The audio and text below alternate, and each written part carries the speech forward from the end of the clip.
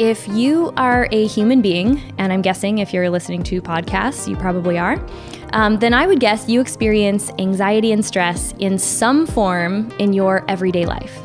In a world where words like hustle and busy tend to be glorified, it's no wonder why many of us are feeling overwhelmed, stressed, and just ultimately burned the F out. If you're anything like me, you can totally relate. And my guest today happens to be an expert in healing anxiety holistically. Stevie Wright is a certified self-love coach, and she's spent the last several years not only healing herself and going from disconnected, anxious, playing small to completely owning her power, but she now helps other women to do the same.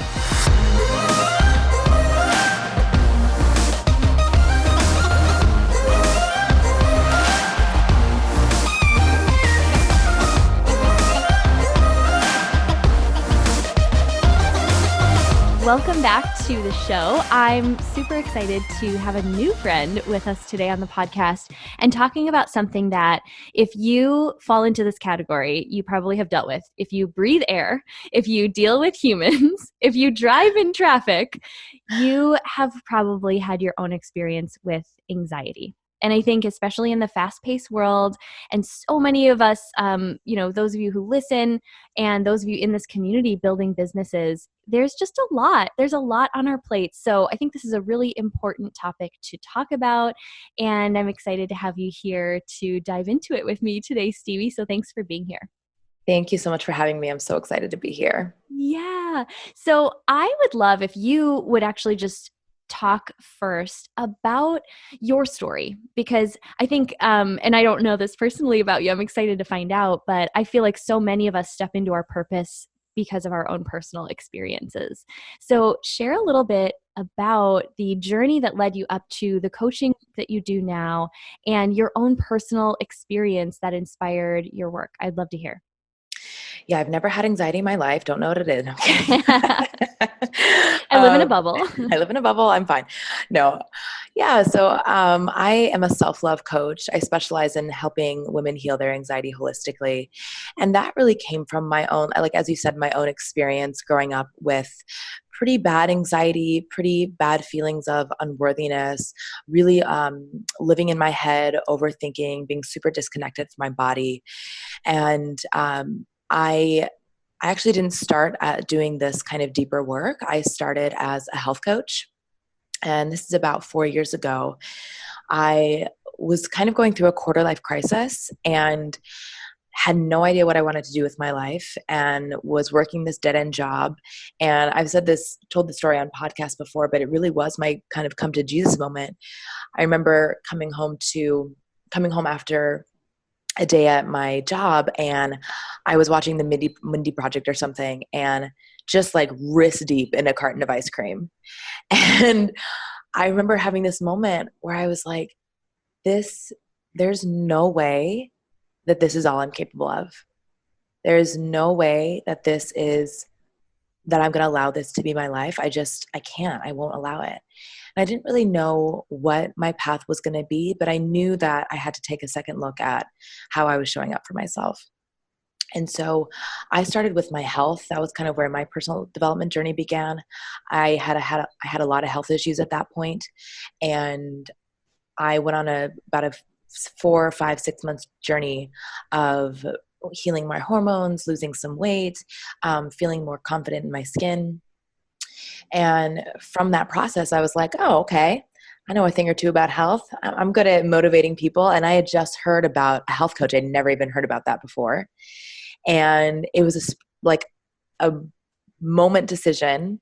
And I was like, I'm going to be a health coach. And I found a program that would certify me in health coaching. I'm giving you the very fast version of this.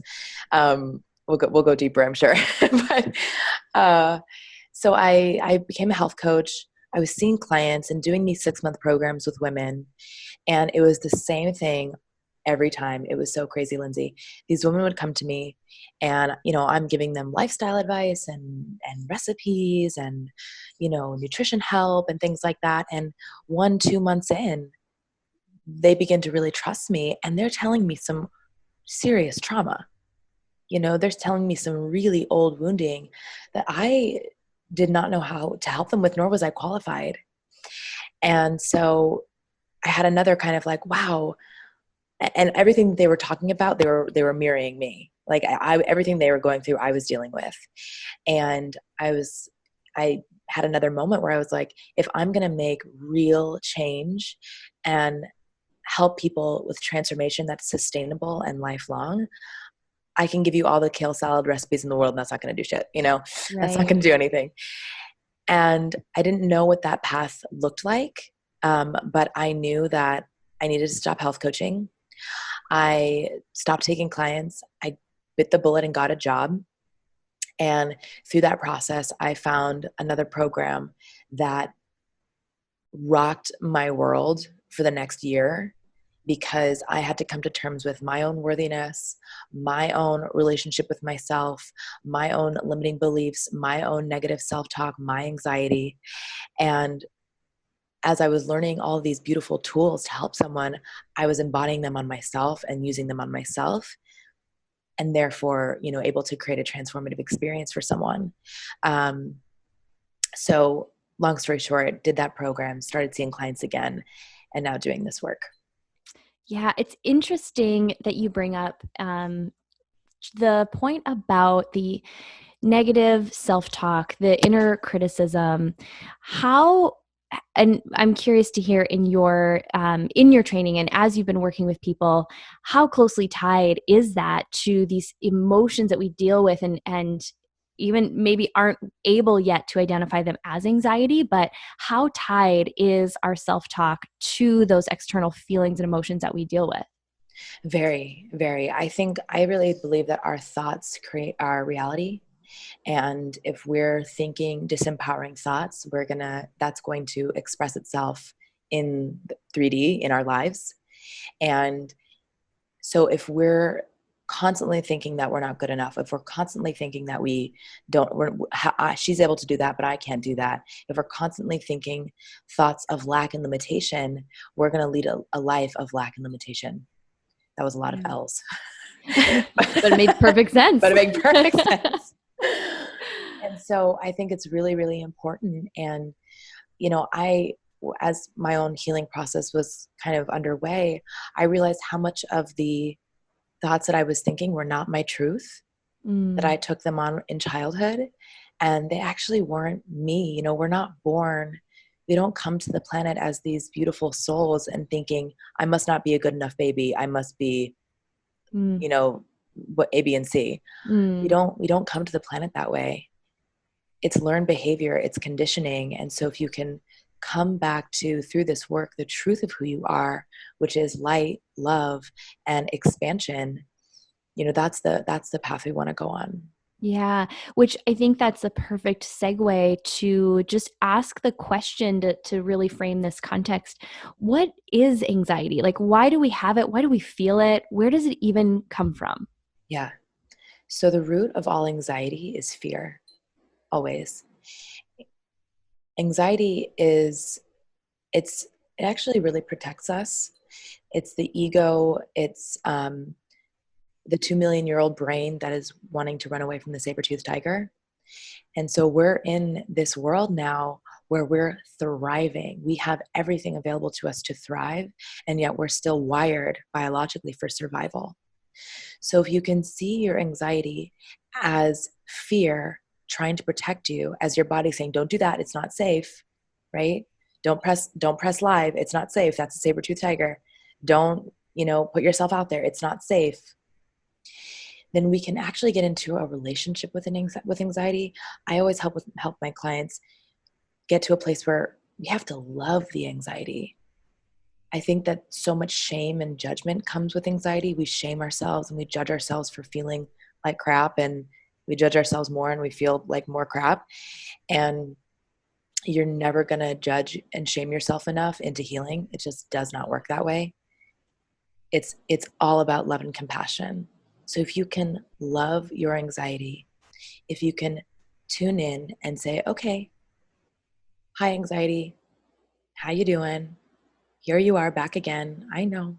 What are you scared of? What do you need? How can I help you? And we actually work with the fear, the root, which is the fear, and not just the symptom, which is the anxiety. Then you can start getting some like real juicy work done, because the fear is where all the beliefs are. The fear is where we can be there for our inner child and work at a much deeper level. Yeah, it's interesting you brought up the point previously about how we're not born innately knowing that. I think I remember hearing at one point that babies, young children, are really born with only two fears: the fear of falling and loud noises, if I remember that correctly. And everything else we pick up along the way. Yeah. And often I can remember so many points in my own life where I had it so collapsed with who I am. And maybe it was feelings of anxiety, maybe it was just the worthiness that you brought up, but these feelings that felt so real. It was not distinct from something that I had a choice in and something that was just true, factual about who I am. Yeah. So, how much of the process is really about that separation from like our identity versus things that we have a choice and we have a say? I almost like how you were interacting with it as like an outside being. Yeah. Something that we can actually have that type of relationship with, versus that it's one and the same with who we are. I think you're hitting the nail on the head. There's, this idea of observation versus identification. And so if you're saying, and I used to say this, I'm so anxious. Oh my God, I'm so anxious. I'm so sad. I'm so like, I am this, right? Yeah. And when we're identified with that emotion or that sensation, it's like, there's no space. There's no space between the sensation of anxiety and who we are. And so when I hear people say, I'm so anxious, not just like on the street, my clients and things like this, I'm not like, you're not. In Walmart. In Walmart. But when I hear, my clients say, I'm so anxious, like I'm feeling this anxiety, I'm like, no, you're not. You yourself, you, Lindsay, are not anxiety. I, Stevie, am not anxiety. I experience anxiety. Oh yeah, I have the sensations of anxiety, but it's not me. It's not who I am. And so the problem with identifying with it and saying, this is me, I am anxious, this is who I am, this is mine, like holding it so like tight, is that there's no space for them to observe it and take a 30,000 foot view or a bird's eye view and say, what's actually going on here? What is my anxiety teaching me? Our anxiety is just data. It's just information. What is my anxiety teaching me? What am I afraid of? What is there for me to learn here? We can't do that if we're identified with it, if we're right up against it. Yeah. Yeah. Yeah, that's so good. And I'm coming from a place where I've not dealt with anxiety to the extent that I required medical intervention, or I'm a huge fan of therapy. I'm a huge fan of some of those more traditional modalities. So I want to be really clear too that, I think this is such an individual process. I think it's so different for each and every one of us. But for the majority of people that I interact with on a daily basis, I would even say that we experience anxiety that we give different names. We say like, I'm overwhelmed, I'm stressed.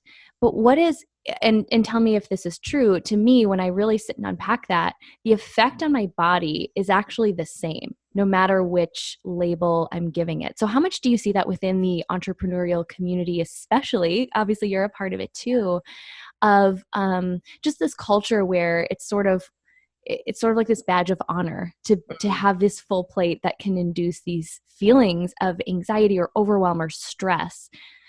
Yeah. What have you experienced with that or seen that can give us some perspective? It's so, I struggle with this too. It's so present, right? It's like we hustle and we grind, and I'm stressed and I'm this and I'm overwhelmed and I've got so much going on. And it's like, you are in control of your life, and I fully believe that. And so if there's such this hustle culture that we're in, and I think that it's not so much just about like hustling and there's a lot going on and all that. It's really hustling for our worth. You know, I if I have a worthiness wound and I receive love from my parents by doing and achieving and winning and et cetera, then you better believe I'm going to grow up and be an adult who's going to hustle and grind and achieve and get promoted and do the things and in order to receive love, right? And so, and this is not to say that we shouldn't have dreams and goals and ambitions. Of course we should. It's a matter of intention. What's the intention behind making it to six figures? What's the intention behind the promotion? What's the intention behind going and never stopping? You know, is your intention to like really create something that you're proud of and that you're in love with? Awesome. And you're creating it from a place of love and expansion and it feels really good. Amazing. But if you're in this grind, hustle, go mentality, what's the intention, right? I would beg to say, just from my own experience, that when I'm hustling and grinding, it's because I'm wanting that attention. I'm wanting that to be seen. I'm wanting that love that I think the accolades and the achievements are going to get me. Yeah. I can really identify with that. And a breakthrough that I had in the last several years is seeing how much I had work collapsed with success had to come on the heels of hard work. Mm-hmm. And hard work for me looked like often not knowing how to find that balance, not being able to shut it off, not being able to step away or even experience flow and ease in my creation. Kind of like you're saying, like the inner desire behind it. And I honestly didn't come to that realization until I stepped away from one business and into another that just had such a feeling of flow to it. And the one that I'm talking about is within Powerhouse Women, how everything has evolved versus a previous experience that I had building my health and fitness business, where I look now, and until I experienced the contrast of something else, I didn't realize how much everything was. I almost didn't allow myself to enjoy any success unless I could tie it to, I worked hard for that. Yeah. Like I didn't deserve it unless it was really hard. Right. Yeah. I totally hear you. And I'll share this just to kind of, I think this is something that more of us deal with than maybe we realize. And where my aha came from is kind of a funny story. I was literally like with my husband, who operates completely differently. He is like my greatest teacher in that. He is in sales. He works very hard, and he also works very smart. And I remember we were together at home one day. We both work from home, and we were in the pool at like noon on a Monday. He had the audacity to ask me if I wanted to go and like float in the pool, which I was like, oh, don't you know how busy I am? Right? Like I'm just like going back. I remember just being like annoyed that he would even ask. But then I was like, okay, like I'm working on this not being in the hustle mode, right? Like you're talking about. And I remember we're in the pool and his phone rings. He hops out and dries off and answers it, comes back and he's like, oh, I just closed this huge sale, and like cannonballs in the pool. Like I just closed the biggest sale of my year. And I remember in that moment, like I should have been celebrating this like amazing achievement, like for our family. Yeah. And I was pissed. I was pissed because I was like, what the F? Yeah. I work so hard, and why is it so easy for him? Yep. And I just remember in that moment, almost like zooming out. And I think we have these pivotal moments in our lives where we realize it's almost like this ability to go, is this really how I want to live? Yeah. Like here, I was thinking his work life needed to look more like mine, when I probably have my greatest teacher living right under my own roof. Right, under your own roof. Right. And I was like, I need to get on his level. And that moment is like stamped in my brain because I remember, and quite honestly, it was such a pivotal moment. But like, let's say we don't have that experience that almost brings us to the reality check, or, we don't want to let it go to the point where maybe we get burnt out and that's our reality check. How can we actively in the moment be checking in, be self-assessing, and almost working through these feelings of, just this need to perform, this need to, like you so eloquently stated, almost fulfill things that weren't fulfilled in childhood. Yeah. Is there a way, how do you walk people through being in the moment and being able to identify and course correct? Yeah. So I think there's two answers. There's like the bigger, more global answer, and then the more micro answer. So the global answer is, I think a lot of inner child work, and it's a big part of my work with my clients, is inner child work, and really connecting. And just to describe it really quick, if someone doesn't know what inner child is essentially that version of us, the 3-year-old, the 7-year-old, the 11-year-old, the 16-year-old version of us, who has taken on all the stories, all the trauma, the wounding, the belief systems from, as you know, from our development. What's crazy about inner child is that if we're not connected to her, she's running the show, and it's going to be trigger city because she's throwing an internal tantrum and we're not acknowledging her, you know? And so a lot of the work we want to start doing is first getting connected with the inner child and getting used to asking her what she needs. Because if her needs weren't met in a way that was really nourishing as a little girl or a little boy, then it's going to be hard to meet those needs if we don't know what they are. Yeah. And so if I do think that you can do this in real time, and it takes a lot of I don't even say it takes a lot of work, because it doesn't. It's like something you can do right now and connect with her, and, you know, visualize yourself at 3. What is she wearing? Look how cute she is. Is she, like, when I think about my 3-year-old, she's in a little tankini. She's playing in the kiddie pool with her toys, and she's got a big smile on her face. And so I think about that girl, and I think about, what did she need? You know, what did she need that maybe she didn't get? Right? And so connecting with her, and then so for the more micro question, when you're in the moment, when you're like going, you're in the hustle, it's like struggle, you're addicted to the struggle. If you can have the presence and the awareness, that's the first step, right? If you notice it, amazing. Then we have the awareness to do something about it. So you notice, you take 3 deep breaths. I'm also a breathwork facilitator, so breathwork has been huge in my life. Like, I cannot say enough about it. But you take 3 deep belly breaths. You put one hand on your heart, one hand on your belly. You just check in with your body. What feels tense? What feels contracted? You know, how can I consciously send love to those areas? Why? And then come back to your intention. Why am I hustling right now? Because I have this launch and I want it to go well. Okay, why do you want it to go well? Because I want this amount of money to come in. And okay, well, what happens if this amount of money comes in? Well, if this amount of money comes in, then I'll be able to do this and this and this and this and this. And if you just take it a level deeper and you just kind of go beyond the material, it's like, if this goes well, if I succeed, I will get love. I will be worthy. I'm not worthy until I succeed. You know, it's usually some form of that story. So it's like, okay, then in that moment, can you be there for the part of you and bring breath to the part of you that feels like she's not good enough now? Can you love the part of you that feels like she had to perform or work hard in order to receive love, and not just be loved for being who she was?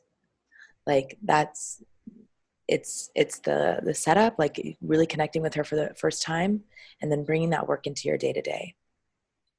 Yeah. Oh, that's so, I forgot that I was interviewing you for a second there. I was like just so really entranced in what you were saying, because I've done a lot of work around this for myself, and those moments were really where I started to be able to separate from those body sensations, the feelings that often felt controlling.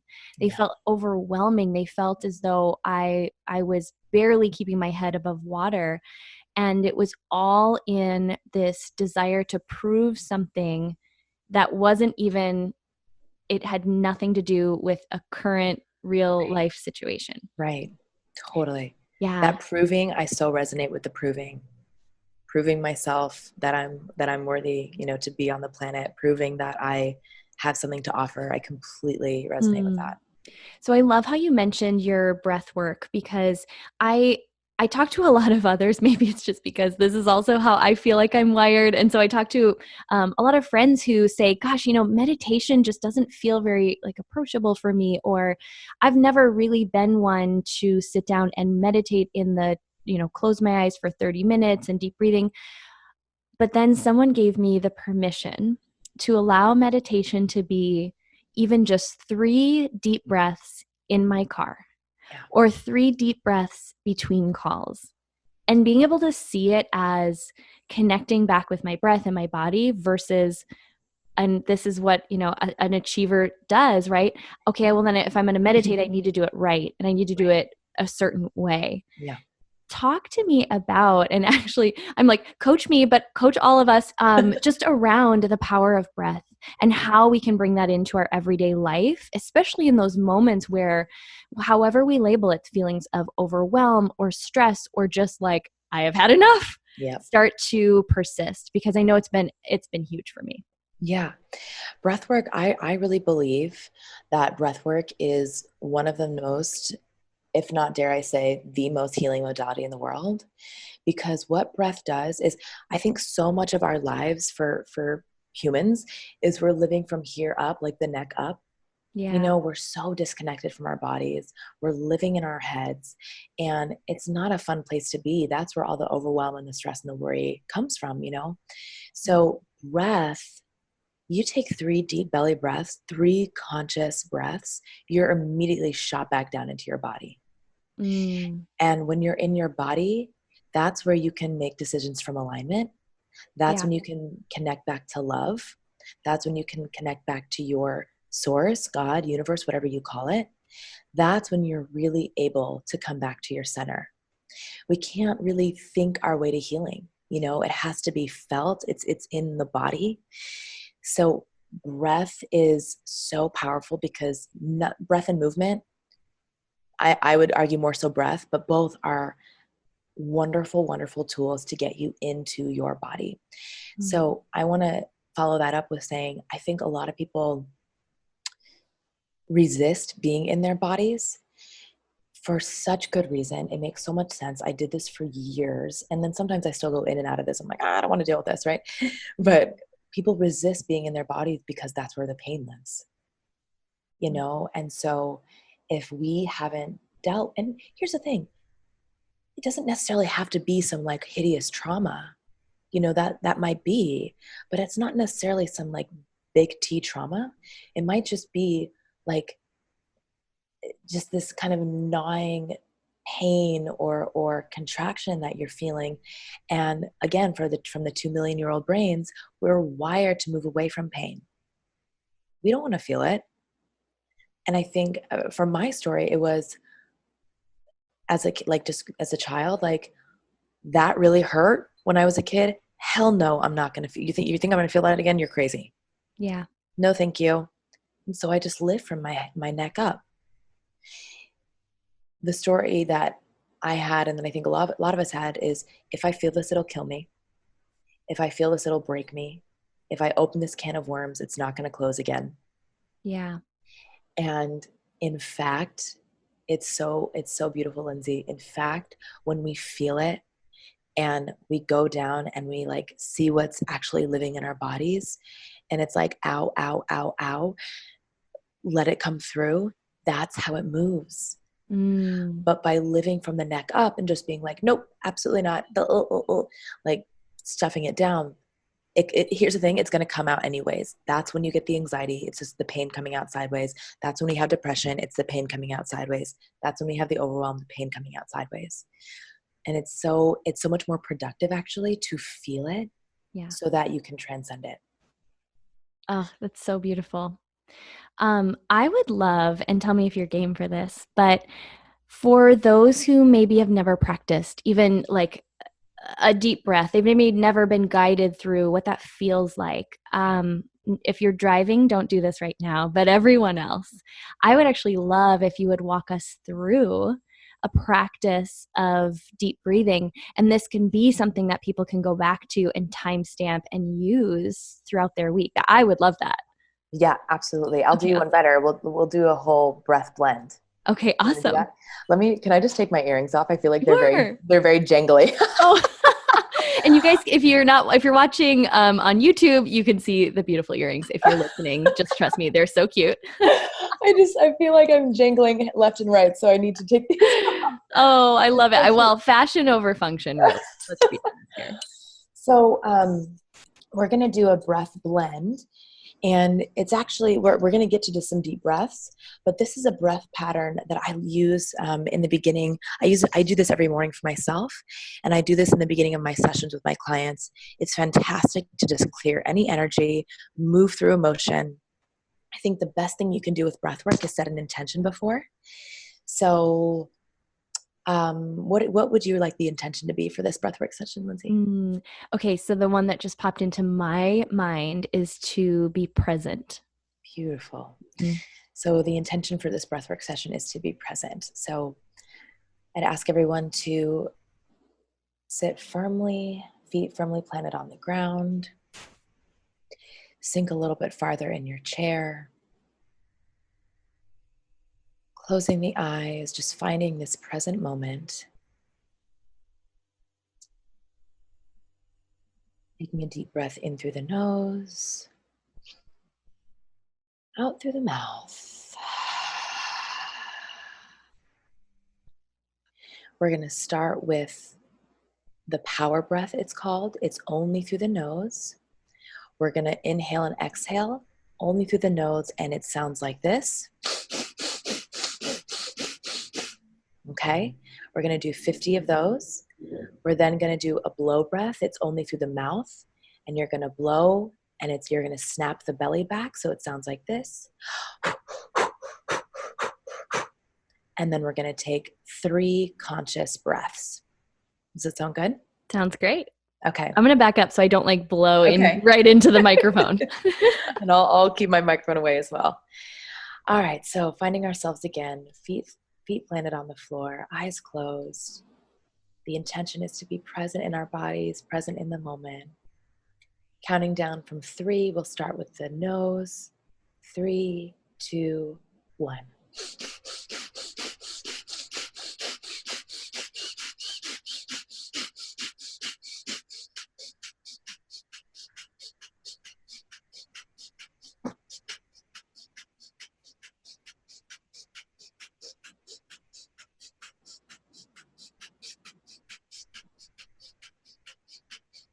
Blow breath.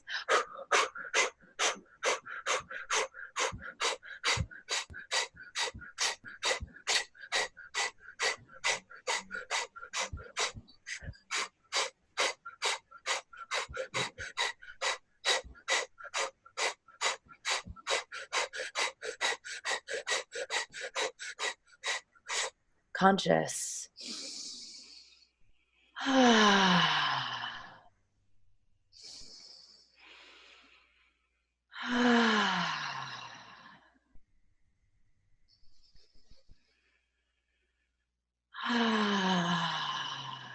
Keeping the eyes closed. Just be in the body for a moment. Feel any sensations that come up. When you're ready, you can softly open the eyes.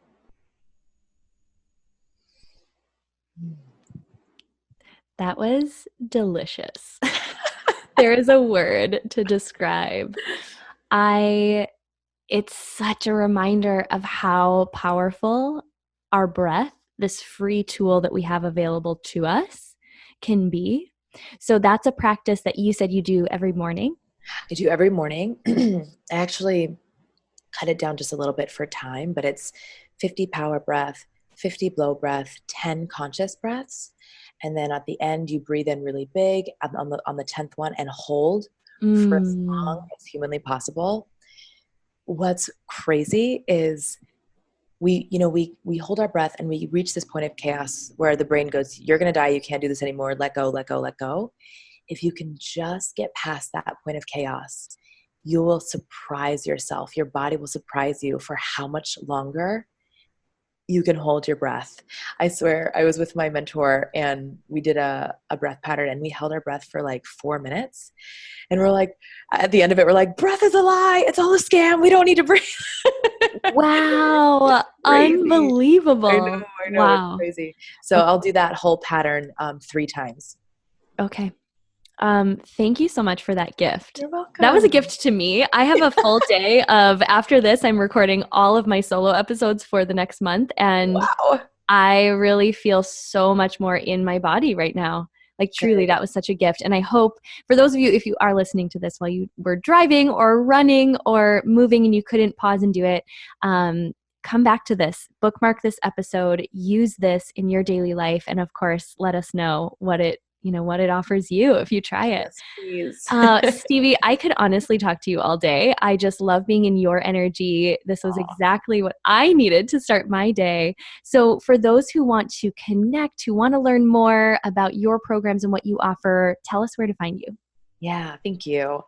My Instagram is StevieLWright _ My website is steviewright.co. I have lots and lots of options for working with me for free and not so free.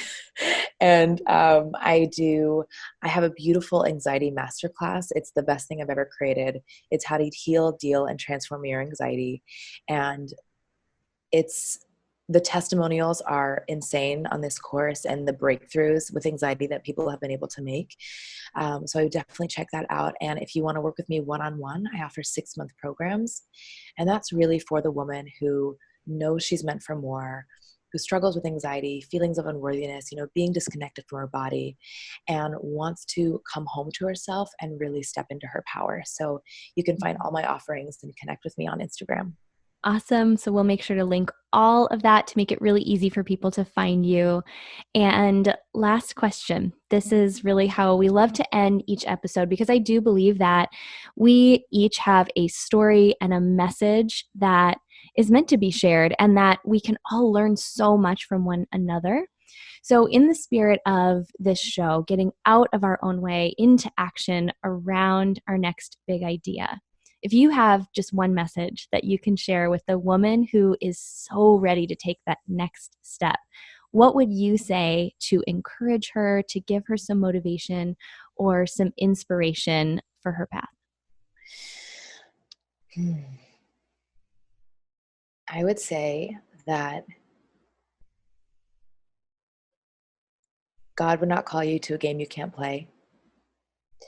And if it's on your heart, it's meant to be yours.